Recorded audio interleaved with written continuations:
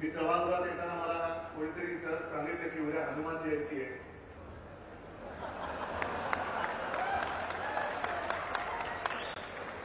यशोमतीताई मोठं चांगलं चाललंय, कारण आज आम्ही इथे सगळे जे आलो ती थापाड्यांची खोटारड्यांची भ्रमाची लंका जाळण्यासाठी आलेलो. खूप झालं, खूप पाहिजे याची खेळ. हा मतदारसंघ तसा मी असं म्हणेन, अभिमानाने म्हणेन की शिवसेनेचा.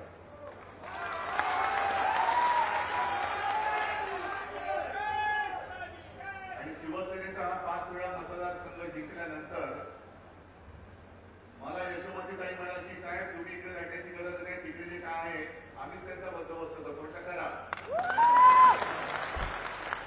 आणि मला खात्री आहे की या मतदारसंघातला प्रत्येक कट्टर शिवसैनिक, शिवसेना प्रमुख बाळासाहेब ठाकरे यांचा प्रेमी, शिवसेनेचा प्रेमी मतदार हा कधीही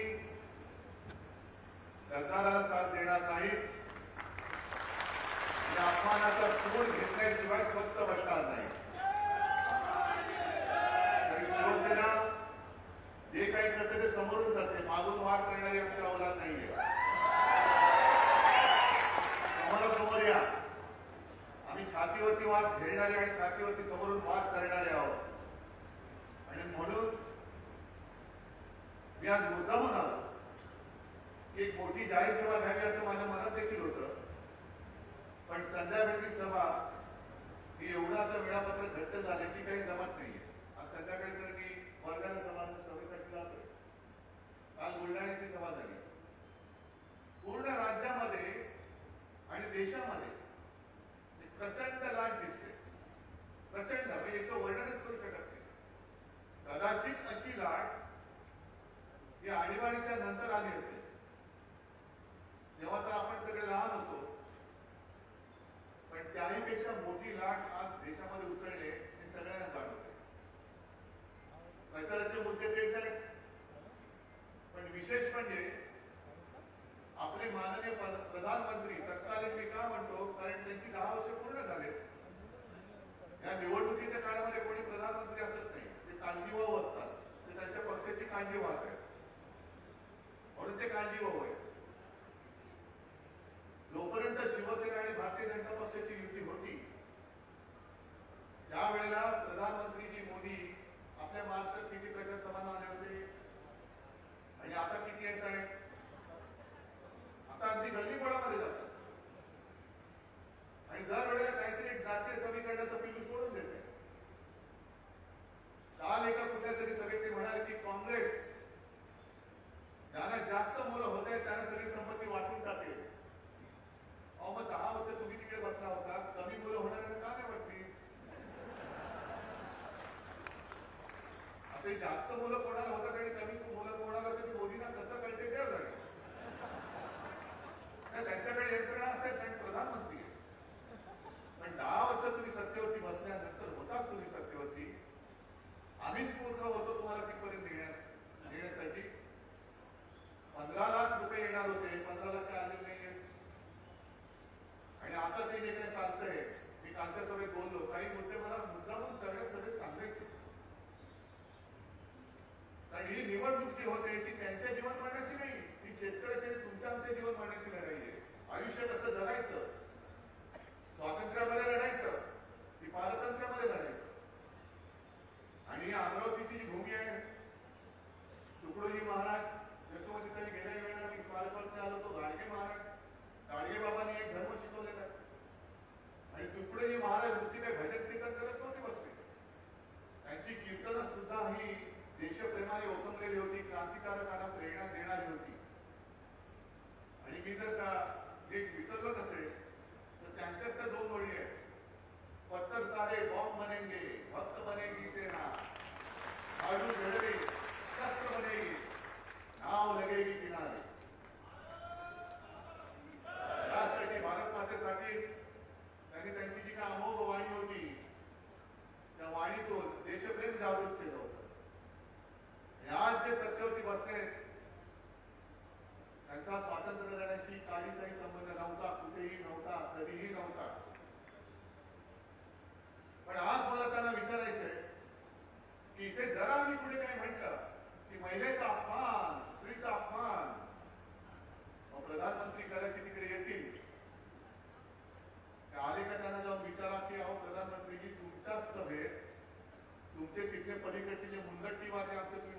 किती बसवली आहेत. आणि जो बहीण भावाच्या नात्याचा उल्लेख केला त्याच्यामध्ये कोणाचा अपमान झाला? बहीण भावाचं नातं एक पवित्र मानतो आम्ही. त्या नात्याचा तुमचा एक विभत्स विकृत बुद्धी नासलेला माणूस आणि दुर्दैवाने तो सांस्कृतिक मंत्री, एवढा असंस्कृत मंत्री, असंस्कृत माणूस राज्याचा सांस्कृतिक मंत्री असू शकतो. काय संस्कार त्याच्यावरती तुम्ही केले आणि तो आमच्याकडे करतोय. ज्यांना असं वाटतं की इकडे जरा काही बोललं की महिलेचा अपमान झाला, त्यांना सांगायचे की पहिलं जाऊन त्या मुंडेटीवारच्या मालमत्तेवरती बसा आणि संपूर्ण देशातल्या महिलांची माफी तुम्ही मागा. महिलांचा अपमान मणिपूरमध्ये काय झालं होतं? गेले प्रधानमंत्री तिकडे. अगदी गेल्या काही दिवसांपूर्वी याच राज्यातला एक मंत्री सुप्रिया ताईला शिबिर येतोय चॅनेलवरती आणि कोणाला काही कळलेलं नाही. कुठे गेले ते भाजपवाले, नीतिवान भाजपवाले.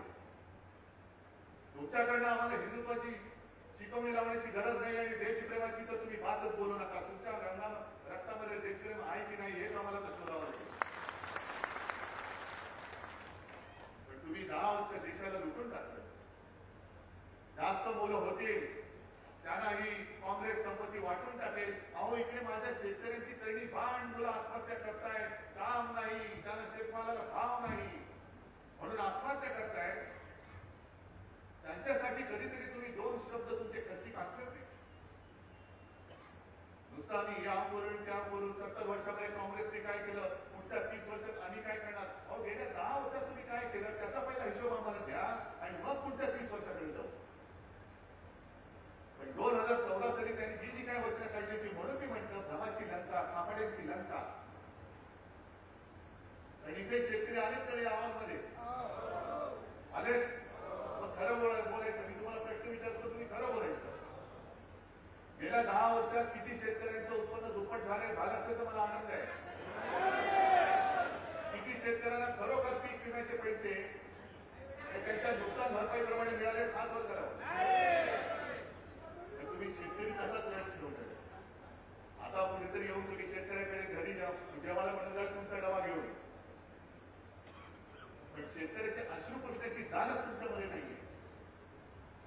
एक तर हा विदर्भ, अहो आम्हाला सुद्धा माहिती आहे की विदर्भ हा थोडासा नाही म्हणता तरी विकासात मागे राहिलेला आहे. त्याला बॅकलॉग हा शब्द वापरला जातो. पण 10 वर्ष तुम्ही केंद्रामध्ये बसला होता. 10 वर्षाचं राज्याचं सरकार एक मधलं 2.5 वर्ष सोडलं तर तुमच्या हाताखाली आहे का? पहिले 5 वर्ष तर आम्हीच तुमच्या सोबत होतो. गेली 2-2.25 वर्ष तुम्हीच आमच्यातले गद्दार घेऊन तिकडे तुम्ही राज्य करता आहात. विदर्भाचा विकास तुम्ही गेल्या 10 वर्षामध्ये का केला नाही? एकच शेतकऱ्याला तुम्ही उपाशी ठेवलाय. जे तरुण इथे शिकतायत, शिकले, त्यांच्यासाठी एक उद्योग विदर्भामध्ये मोदीजीने आणलाय. तुम्ही सांगा मला कुठे गेले उद्योग? गुजरात. तिथे जातो तिकडे ज्यांना प्रश्न विचारतो तेच सांगतायत आमच्याकडे उद्योग आलाच नाही. सगळे उद्योग गुजरातला नेले. का महाराष्ट्राबद्दल एवढा आकस का? विदर्भाबद्दल एवढा आकस का? आज कोणत्या तोंडाने तुम्ही मतं मागतायत? काय अधिकार आहे तुम्हाला मतं मागण्याचा? आम्ही महाविकास आघाडी म्हणून तुमच्यासोबत ताट मानेने येतो आलो आहोत कारण आम्हाला अधिकार आहे.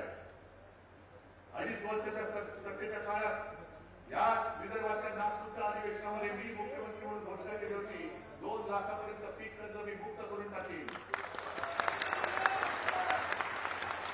तोही प्रश्न विचारतो मिळाला होतो की नाही तेही सांगा.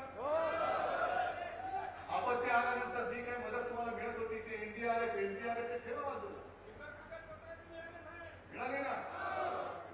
मी तुम्हाला सांगितलं होतं की फक्त एका अंगठ्यावरती आणि मिळाली होती. हे तुम्हाला नुसते अंगठे दाखवत आहे, मिळत काहीच नाही.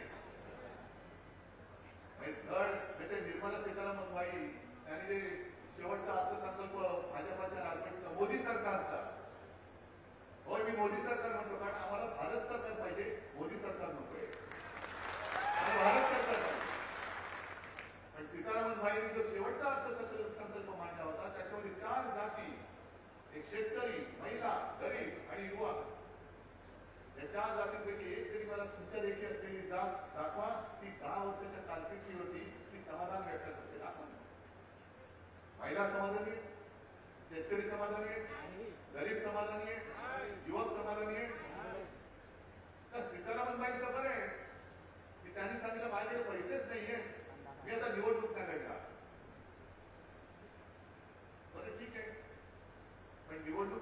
नाही म्हणून गप्पाने बसल्या. त्यांनी परत आणखीन एक वक्तव्य केले की आम्ही निवडणूक रोखे पुन्हा आणणार. म्हणजे गेल्या 2-2.5 वर्षात या लोकांनी 8 ते 10,000 कोटी रुपये खाल्ले आणि काँग्रेसला सांगताय की तुम्ही देश लुटला. काँग्रेसच्या खात्यात किती आहे? काही काय 2, 3, 500, 600 कोटी आणि ते सुद्धा आता फ्रीज करून टाकले होते.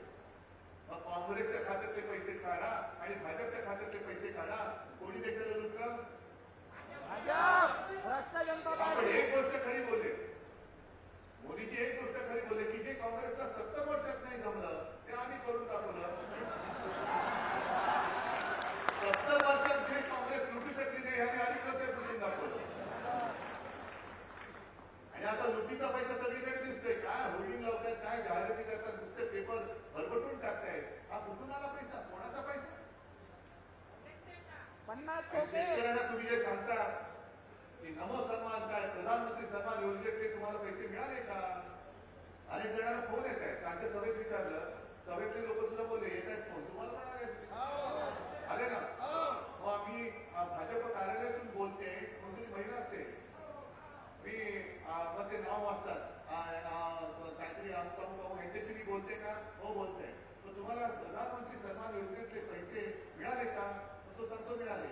मग तुम्हाला आनंद होईल की तुमच्यासारख्या 11 कोटी 11 कोटी लोकांना या योजनेचा लाभ झालाय. पण तुम्ही पुन्हा भाजपला मतदान करणार ना? पण एक फोन माझ्याकडे कोणीतरी पाठवला, चांगलं आहे ते 15 मिनिटाचं आहे. नाहीतर पवार साहेब आपण भाषण करायची गरज नाही एवढ्या त्या शेतकऱ्यांनी त्या महिलेला सांगितलं आणि शेवटी ती बोलते मी पण नाही भाजपला मतदान करणार. त्यांनी सगळं का बरं करावं?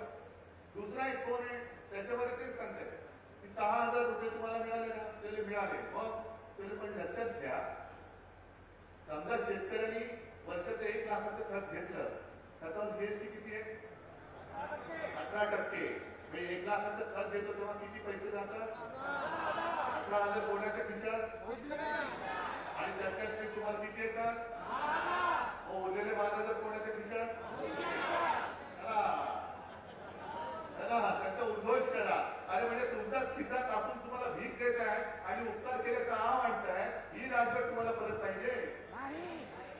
मग महिलांचा अपमान करणारी राजवट, शेतकऱ्यांना उपाशी ठेवणारी राजवट, बेकारी वाढवणारी राजवट. 80 कोटी लोकांना आम्ही मोफत धान्य देऊ. 80 कोटी लोकांना मोफत धान्य नका देऊ, त्यांना रोजगार द्या. त्यांना रोजगार द्या, त्यांना अभियानातच घेऊन द्या. आणि म्हणून मी जे काल सांगितलं तेच पुन्हा सांगतोय की मोदी गॅरंटी, ही गॅरंटी कसली? भ्रष्टाचार करा आणि भाजपात या, आपका बाल भी नहीं बाका होगा. पण जर का तुम्ही न घाबरता आमच्याशी लढणार तर अनिल देशमुखांसारखं तुरुंगात टाकून, पण तरी सुद्धा अनिल देशमुखजी तुमचं मी जाहीर अभिनंदन करतो की तुम्ही घाबरला नाही, झुकला नाही, तुम्ही लढत राहिला आणि आज सुद्धा या लढाईमध्ये आहात. ही गॅरंटी मोदींची असेल तर जो जाहीरनामा इंडिया आघाडीचा आहे, जो जाहीरनामा जर आवश्यक असेल तर येत्या 1-2 दिवसामध्ये महाविकास आघाडीचा येईल. केंद्रात सरकार आल्यानंतर महाराष्ट्रात राबवण्याचं वचन मी तुम्हाला देतोय, मी देतोय, माझं वचन आहे. एका बाजूला आम्ही करून दाखवलेल्या गोष्टी, होय करून दाखवलेल्या गोष्टी आहेत. तुम्ही जे काय म्हणताय 80 कोटी लोकांना मोफत धान्य आहोत, 10 रुपयात शिवभोजन आम्ही सुरू केलं, ते आज सुद्धा चालू आहे. आरोग्य व्यवस्था असेल, नोकऱ्या असतील, शिक्षण असेल, या सगळ्यांची जबाबदारी घेऊन जसं बळवंतराव तुम्ही अफिडेव्हिट केलं ना, तसं मी सांगतो की मोदी गॅरंटी आणि उद्धव ठाकरेचं वचन निवडा, तुम्हाला काय निवडायचं. आणि एकच शेवटचा मुद्दा, तो म्हणजे या लोकांना आता पुन्हा जी निवडणूक जिंकायची, ती निवडणूक त्यांना एवढ्या अर्थाने का जिंकायचे? तर डॉक्टर बाबासाहेब आंबेडकरांनी लिहिलेलं संविधान त्यांना बदलायचंय. काल अमित शाह कुठेतरी बोलले की नाहीतर काय कुठं तो काय ना शर्यत का काय त्यांनी देश चालवणार का? नाही, आम्ही आमच्या बाबासाहेबांनी लिहिलेल्या संविधानाच्या आधारावरतीच देश चालवणार. तुम्हाला संविधान बदलायचंय, आम्ही तुम्हाला बदलू देणार. आणि तसं जर का पाहिजे असेल तर आपला खासदार सुद्धा बळवंत पाहिजे. जे खासदार तुमच्यासमोर उभे राहिलेले उमेदवार म्हणून त्यांना विचारा की तुम्ही माझ्या अमरावतीतल्या गोरगरिबांसाठी, शेतकऱ्यांसाठी, महाराष्ट्राचे उद्योग आपल्या सगळ्यांच्या डोळ्यात एकच गुजरातला देत असताना संसदेत किती वेळा याच्या विरुद्ध बोललेला आहात? किती वेळा बोललाय? आणि त्याच करता आपल्यामध्ये फूट पडता कामा नये. अगदी आपल्यातले सुद्धा काही नाराज होऊन इकडे गेले असतील त्यांना सुद्धा सांगतोय की ही लढाई ही लोकशाही विरुद्ध हुकुमशाही आहे.